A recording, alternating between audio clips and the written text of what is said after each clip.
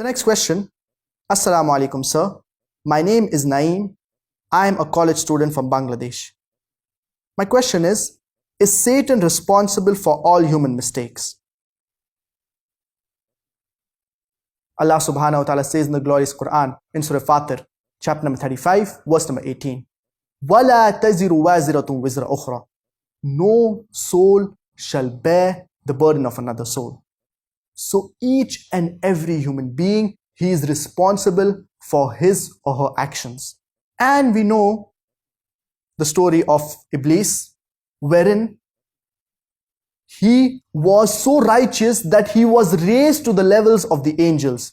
And when Allah subhanahu wa ta'ala commanded the angels to bow down to Adam, peace be upon him, Iblis refused. And he said that I have been created from fire and Adam has been created from clay. So I am superior to Adam, peace be upon him. So this was the moment wherein Satan, he deviated. And he asked for respite from Allah subhanahu wa ta'ala. And this is mentioned in the glorious Quran in Surah Araf, chapter number 7, verse number 14 to 17, wherein he tells Allah subhanahu wa ta'ala that give me respite till the day of judgment, and I will misguide all the human beings.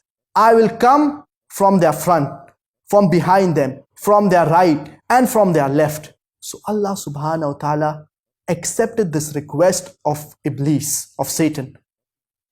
And he always wants to tempt and whisper into the hearts of human beings.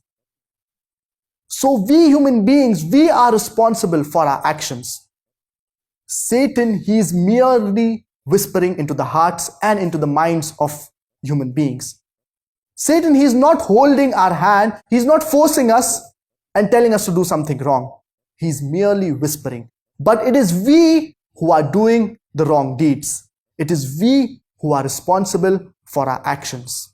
So Satan, he is merely whispering, and we human beings, we are responsible for our actions. That's the reason whenever we get any evil thought, we should immediately recite, A'udhu billahi minash shaitanir rajim. I seek refuge in Allah from Satan the accursed.